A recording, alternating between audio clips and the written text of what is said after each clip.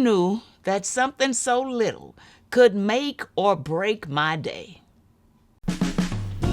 I have 70 years and beyond worth of stories to tell.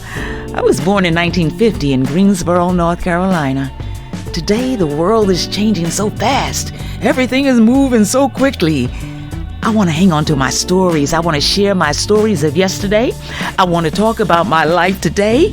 And I want to share history the way I remember it. Welcome to 70 Years and Beyond. Welcome to 70 Years and Beyond. My name is Wambui Bahati. Every generation has their share of frustrations. Today, I want to share what one of my frustrations and irritations was as a teenager growing up in Greensboro, North Carolina during the 1960s. It all started with a song. I heard this song on the radio and it touched me. It moved me. I felt like someone had written that song just for me. I wanted to hear it over and over again. But every time that song came on the radio, my mama would start talking to me. I wanted to say, "Mama, please, I'm trying to feel something here." But I didn't dare say that to her. So I decided I would just call in every day to the radio station during request hour and request that they play that song for me. But I could never get through. The lines were always jammed. So then I thought and I said, hey, I need to own that record. I need to own the 45. That way I can play it whenever I want to, as much as I want to. Don't you know that weekend, Miss Johnson, who has the twins, said that if I helped her out with her boys, she'd surely pay me. So I went over there on Saturday and I helped her out with her boys. And when she paid me, I knew exactly what I was going to do with that money.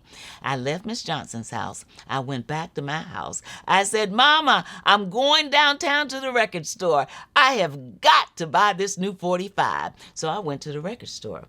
I told the man the title of the record I wanted. And when he handed it to me, I am sure that record glistened. So I ran. Well, I didn't run. In those days, we didn't run through the streets. I walked enthusiastically back to my house. The first thing I did when I got home was I went to our record console. I lifted the lid up. I took the 33 record that was on the spindle off. I moved my 45 out of the sleeve, and now I was ready to play. I was ready to play. I needed an adapter. You see, the 45 hole is too big to play on because the spindle.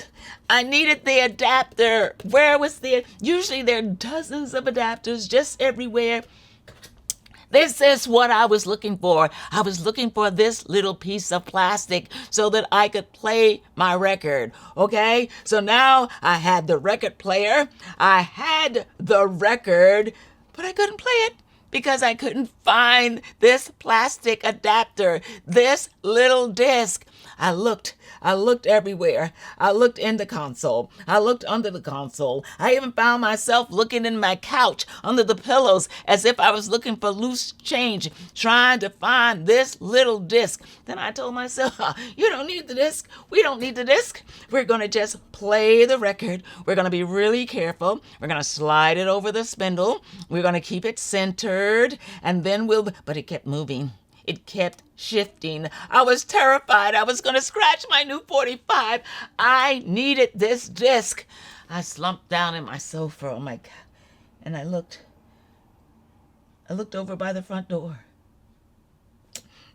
And there, right in the corner behind the front door, was this little thing. I got my disc. I got my 45. And I put my disc carefully into my 45. Now I could play it. I lifted it down on the spindle very carefully. When I turned it on, the arm came over and played my song. And I played it over and over and over again.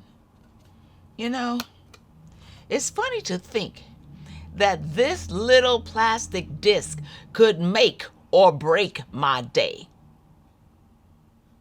But if you ever were into 45s, you know exactly what I mean.